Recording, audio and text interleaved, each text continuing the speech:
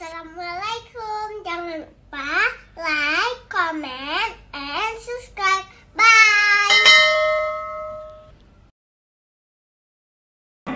Kepa ramai menyodi antara ramai itu naurun pebuk maksiat di sini. Lebih baik seperti tadi. Salat 40 orang. Tetapi apa ke 40 orang itu tidak syirik kepada Allah Subhanahu wa taala. Hana gejak bak dukun, hana ke patih bak penaji iblis dan syaitan, hana ke patih bak jin. Dia tidak percaya kepada apa kecuali Allah Subhanahu wa taala. Kaum muslimin sedang jemaah yang dirahmati Allah. Hadis selanjutnya dari Ibnu Umar. Sami'tu Rasulullah sallallahu alaihi wasallam yaqul. Jadi Rasulullah SAW bersabda, Yudna al-mu'min yaumal qiyamah min rabbih. Ini khusus orang beriman. Orang beriman waktu dibangkitkan di padang mahsyar, Yudna min rabbih, didekatkan dengan Allah Subhanahu wa taala, dipedong Allah ya. Hatta yada'a kanafahu alaihi, sehingga ada dosa-dosanya, ada catatan-catatan dosanya yang dilakukan di dunia. Siapa bilang orang yang salat itu tidak melakukan kejahatan, pasti naik puji. Siapa bilang orang yang sudah haji, sudah umrah, sudah apa lagi, hafal Quran tidak berbuat dosa, pasti ada dosa yang dilakukan. Dosa ini dinampakkan oleh Allah kepada dia di hari kiamat, walaupun dia sudah melupakan dosa itu. Allah hana tinggal li. Dosa itu akan dinampakkannya orang mukmin. Kalau orang kafirnya hana cerita li, hana ada cerita orang kafir no. Dinampakkan kepada orang mukmin. Apa kata Allah Subhanahu wa taala? Fa yuqarriruhu bi dzunubihi. Allah mengulang-ulang dosanya. Kamu teringat enggak waktu di dunia dulu nangkeun gegop, nangkeun. Nah, gei mendang urungan. Fa yuqarriruhu, diulang-ulang oleh Allah. Kamu ketika itu kamu pernah lalai, kamu tidak menunaikan kewajibanmu, kamu tidak berbuat ini. Ada enggak? Kata Allah. Ya. Allah bertanya, fa yaqulu ata'rifu dzamba kadza? Kamu teringat enggak dosa ini, kata Allah? Teringat enggak kamu? Ya, nih Pak. Mukmin tadi menjawab. Oleh itu ulang oleh Allah. Ata'rifu dzamba kadza? Ata'rifu dzamba kadza? Kamu teringat enggak dosa ini? Dua kali diulang. Kamu teringat enggak dosa ini? Dijawab, Rabbi a'rif. Ya Allah, lulun depu ya Allah. Ya, saya tahu itu dosa saya ya Allah. Saya pernah berbuat ini, Qala, apa kata Allah? Fa inni qad satartuha 'alaika fid dunya. Di dunia saya tutup aib kamu, kata Allah. Menyolong buka apa hilang, kata Allah. Ya, maka jika katanya aib kau dah cok sih, Pak. Beda begah aib kau. Makanya ketika kita menutupi aib orang lain, aib kita juga akan ditutupi oleh Allah Subhanahu wa taala. Allah mengatakan kalau seandainya aibmu saya buka di depan umum, kabeh. Ini menunjukkan apa? Begitu rahmahnya Allah, begitu rahimnya Allah Subhanahu wa taala, begitu sayangnya. Katanya mungkin dah bongkar aib anak, katanya ini kegok. Kan ana mungkin, Pak. Ana mungkin. Kenapa? Karena begitu cintanya seorang ayah, seorang ibu kepada anak. Ana mungkin apa? Anak lon kah pencuri, anak lon. Hai anak lon kah lagi-lagi hai anak lon ibu-punya anak ke apa gah Pak? Gekebah ketimpan. Sebagaimana aib kita disimpan. Maka kita jangan aman dulu, baik demi aman. Hana atau depu. Kipan hana atau depu, Pak. Di depan kita ini, di samping kita ini, nanti 10 malaikat nih, Pak. Ada 10 malaikat.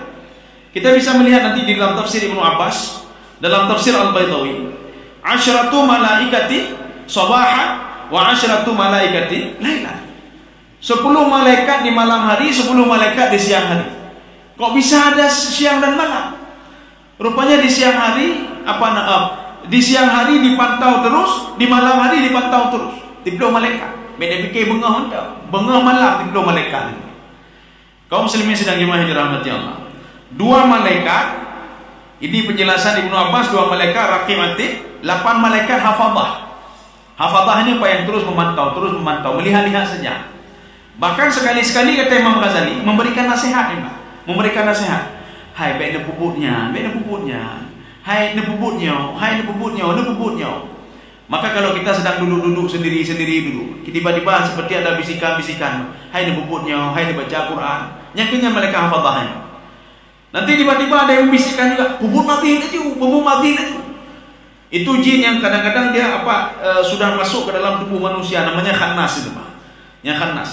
Setan yang masuk ke dalam tubuh manusia namanya khannas. Yuwaswisu fi sudurin nas. Maka kalau orang yang tidak pernah berzikir, tidak pernah mengingat Allah, maka hatinya itu kan kosong ya Pak. Maka karena hatinya kosong, maka iblis khannas itu di situ berdiam dia. Apa yang dilakukan? Ibnu Abbas mengatakan fayada'u ra'sahu ala qulubi bani Adam. Dia meletakkan kepalanya di atas hati Bani Adam dengan gerok. Maka kita was-was selalu. Tak bedah was-was. Tajak kerja was-was, ikan tu was-was, tak kalenggok was-was, kayak pantau lun hana galak gelun nembak. Bagaimana caranya? Ya nampak. Caranya, setan kan sudah buat strategi, Pak. Kita juga punya strategi. Kalau strategi tadi itu ambil untuk salat sunnah wudu 2 rakaat. Ada strategi satu lagi, seorang cepat marah, bagah bengeh.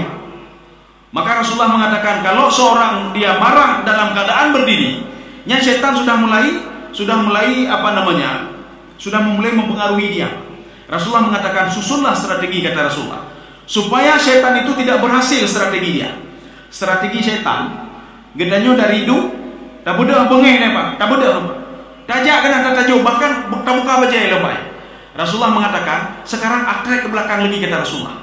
Ketika kamu sedang marah dalam keadaan berdiri, duduklah kamu. Ini untuk mengelabui strategi syaitan. Suami istri sedang marah, sedang bengeh, lido kepegang macam-macam. Apa nanti istri juga itenak suami, Pak. Kalau dalam keadaan seperti itu, suami atau istri salah satu coba duduk dulu, Pak, duduk. Oh, nak berhasil, coba berbaring, kemudian tidur. Nggak berhasil juga, coba ambil wudhu. Ini salah satu, kata Rasulullah, untuk merubah strategi syaitan. Karena setan karena dalam strategi setan nyo sedang geduknya pasti bengeh. Habis bengeh pasti beda. Wadai buka baca, jok tiki tok pelan. Itu strategi setan. Maka strategi setan ini kita rubah dengan apa? Duduklah kamu, kata Rasulullah. Kemudian setelah itu berbaringlah kamu. Setan kamu mami bakap alo hana sesuai dengan target lu. Target saya begini. Akhirnya apa? Setelah tenang kita ambil wudhu. Insyaallah tenang kembali jiwa kita. Ya. Kaum muslimin sedang jamaah yang dirahmati Allah Subhanahu wa taala. Oke. Ya, kita lanjut lagi. Jadi makanya si fulan itu ditanya oleh Allah, "Ata'rifu dzambaka?" "Ata'rifu dzambaka?" Kamu teringat dosa kamu ini? Dia langsung menjawab, "Teringat ya Allah, teringat ya Allah." Nyani. "Fa inni qad satartuha 'alaika fid dunya." Di dunia dulu saya tutup-tutupi, kata Allah. Ayat kamu saya tutup-tutupi. Wa ana aghfiruha lakal yaum. Sekarang sudah saya ampuni yang saya tutupi itu, sudah saya ampuni. Ya, bagi rahmat Allah Subhanahu wa taala. Jadi baik-baik saja ya Allah, lun kubur dosa, lun hana ke permuli Allah, lun hana ke terima taubat, lun tidak. Maka Allah mengatakan taubat tetap akan terus diterima sampai matahari terbit sebelah barat. Maksudnya apa? Sampai kiamat. Menyok kiamat dia hana taubat ni. Kiamat itu ada 2. Ada kiamat kecil, ada kiamat besar. Kiamat kecil kematian kita. Menyokarak mati ende, hana pun tak taubat le. Ya Allah lu laki maah lu taubat, hana pun tak taubat le. Hana keterima li. Taubatnya Fir'aun hana keterima? Ya ne. Maka nanti kita muncul pertanyaan. Kenapa Fir'aun bertaubat waktu dia tenggelam di Laut Merah? Ada apa sebenarnya? Rupanya Imam Ghazali mengatakan begini.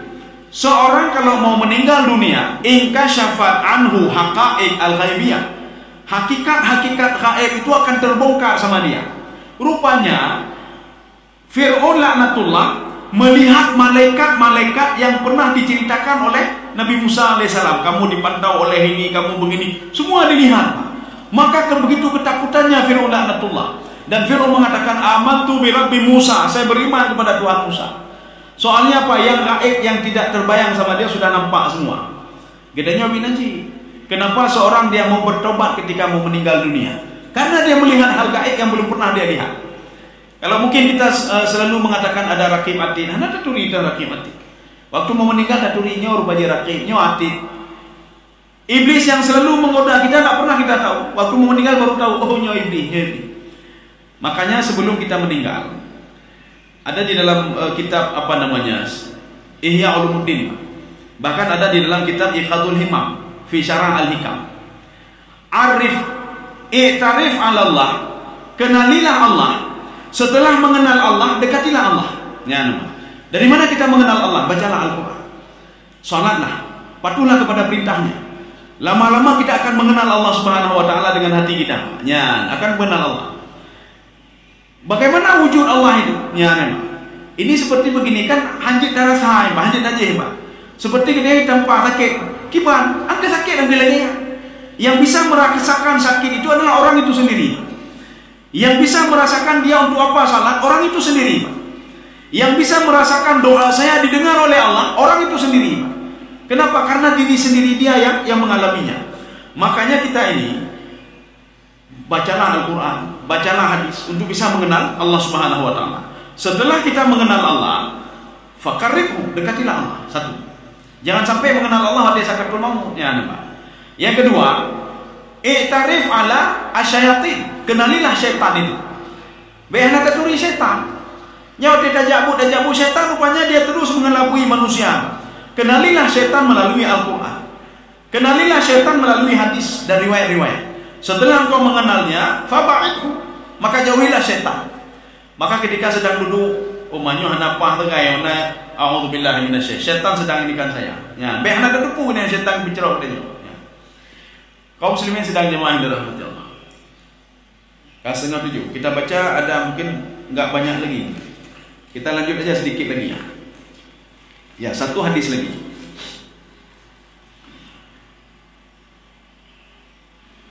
Qala Rasulullah sallallahu alaihi wasallam. Rasulullah bersabda. Ini kita akan lihat ridha Allah itu muncul dari hal yang kecil, Pak. Ridha Allah muncul dari hal yang kecil. Kasih sayang Allah muncul dari hal yang kecil. Nyonya dekat Allah pun naga sayang belum. Ya, lakukan hal ini, Pak.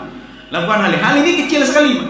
Tetapi Allah Subhanahu wa taala gara-gara yang kecil ini Allah kesayang kita nyonya. Ya. Seperti seorang ibu sayang ke anak. Anak mitnya, hana perlu pupulain. Dengar saja perintah orang tuanya. Dan patuhi saja, jangan bantah. Nya cukup sayang mak kan dengan Pak. Ne ente wo po dua ne po dua coro ne be lewat be. Gei menengah. Po sekolah po dua katro rumah. Ne ente baca Quran ne be, hana bantah-bantah baca Al-Quran. Hana bantah-bantah. Makanya untuk mencari perhatian dari orang tuanya, anak ini jangan bantah-bantah. Maka orang tuanya sayang sekali kepada anaknya, Pak. Tapi menyebabkan ente wo po dua be urusan ro. Nya ne menyangka belai, Pak. Hai ne ente be ne be urusan ro dan ne be. Dah anak be dia lembut. Ne ente ja semayang ne be semayang dah dia pun nan semayang. Lebih betul dari lelah, Pak. Ya. Nya urung ci punya lagi aku maka perlu ni pacaran ne, Pak. Nya. Jadi artinya apa? Kasih sayangnya agak kurang nanti Pak gara-gara ibadahnya. Ini hal yang kecil, tetapi Allah gara-gara hal kecil ini Allah cukup sayang kepadanya, Pak. Kita lihat. Innallaha la yarda minal 'abdi. Allah cukup ridha. Nya ridha itu sudah level tinggi ridha itu, Pak. Nya ridhanya level tinggi, Pak. Ridha itu kalau kita lihat dalam konsep Imam Ghazali, sabar, ridha. Nya ridhanya kali level tinggi, Pak. Ridha kita dengan keputusan Allah maknanya apa? Kita menikmati salat itu, Pak. Kita nikmati zakat, sedekah, kita nikmati, Pak. Itu ridhanya seorang hamba kepada Allah. Apapun perintah Allah itu kenikmatan bagi dia. Wa minal laili fatahajjat bihi nafilatan lak asa ayyab'atsaka rabbuka maqaman mahmuda. Hai ne budak tahajud menyonawate. Nawate lo ya Allah. Nikmat lo tahajud ya Allah, Pak. Jadi bukan beban sama dia. Bukan aqimis salat kata mayang lah, Pak. Nya hana ridha, Pak. Ridha seorang hamba kepada Allah itu kenikmatan dalam beribadah. Ridha Allah kepada hamba itu sudah level wali, Pak. Bagaimana level wali? Apapun yang dikeluhkan oleh hamba itu akan diselesaikan oleh Allah. Permasalahan roh, kata Allah, Pak. Masalah apa? Kamu minta sama saya, kata Allah. Ya, Pak. Itu kalau Allah sudah ridha kepada seorang hamba. Bagaimana keridhaan Allah itu? Ayakulal aklah. Dia makan sesuatu. Dia makan sesuatu apapun itu, walaupun yang kecil-kecil dia makan. Fayahmaduhu 'alaiha. Dia memuji Allah, alhamdulillahnya namanya. Atau setelah makan, alhamdulillahnya namanya. Rahmat Allah akan muncul di situ, Pak. Nya katanya, nitha lagawan. Kagak jo nin daw ngibang, Pak. Hai nyona pekerjaan ni dah gaji ke? Kalau kau kerjakan ni gaji ke mbak? Hai nyona alah ya mbak. Tidak pandai berterima kasih kepada Allah. Kemudian anak begitu juga gijuk cara baca. Pandai nak ni lu bodoh bangai. Anak kau boleh bicara belum? Ya ni mbak. Dia tidak mau menerima apa adanya. Atau setelah makan, jangankan bismillah, alhamdulillah dua orang. Maka kalau ingin dapat rahmat Allah, baca bismillah. Baca bismillah. Makan apa saja, bismillah. Bismillah saja dikau, bismillah. Atau bismillahirrahmanirrahim. Baca itu, ya nampak. Habisnya, alhamdulillah. Itu alhamdulillah. Kalau dalam tafsir Al-Baqawi, dalam tafsir Ibnu Abbas, itu merupakan cerminan rasa syukur dia kepada Allah. Berterima kasih kepada Allah. Berarti orang yang tidak yahmadillah walam yashkurillah, yang tidak memuji Allah, dia tidak bersyukur pada Allah. Nanti ingat Allah, tidak berterima kasih kepada Allah. Maka binatang-binatang itu, setiap dia makan sesuatu, waktu akhirnya apa dia katakan? Alhamdulillahillazi la yansa man dzakarahu. Panjang doa, doa panjang. Katanya kok alhamdulillahirabbil alamin. Binatang panjang dia baca. Ya nih. Katanya hana wateka itatanya apakah hana baca alhamdulillah. Habis baca buah golong berau lah. Untuk menyoget hang berau, alhamdulillah itu bi gerau. Yang menyogat santai doa alhamdulillah ya, Pak. Tapi ketika makanan sedikit hana alhamdulillah. Karena mana ni, mana baju. Au yashrabas syarbah, atau seorang minum minuman. Ya, nampak minum minuman. Fayahmaduhu 'alaiha. Dia berterima kasih kepada Allah, alhamdulillah ya Allah. Sebelum dia minum alhamdulillah karena atau dia minum alhamdulillah ya Allah. Makanya Rasulullah SAW ketika bangun itu apa yang dilakukan oleh Rasulullah? Minumnya 3 kali, Pak.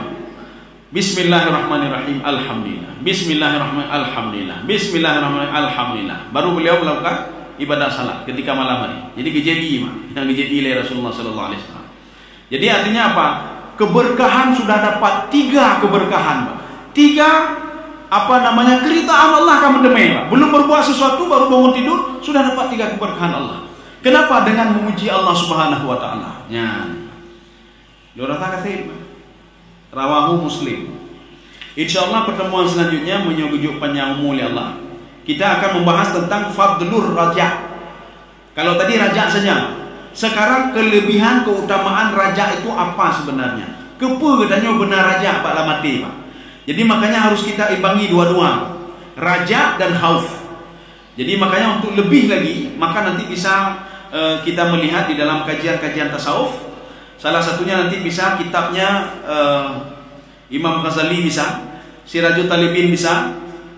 Imam Ghazali kan banyak, Mukasyafatul Qulub punya beliau juga, Ihya Ulumuddin punya beliau juga, Minhajul Abidin punya beliau juga.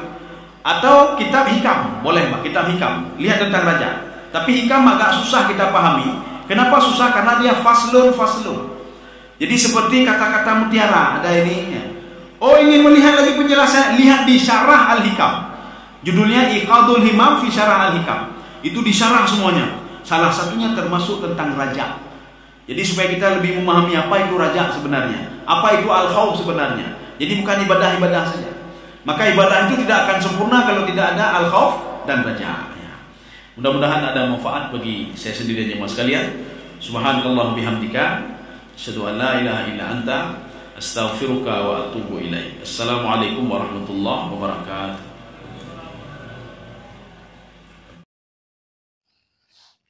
Terima kasih.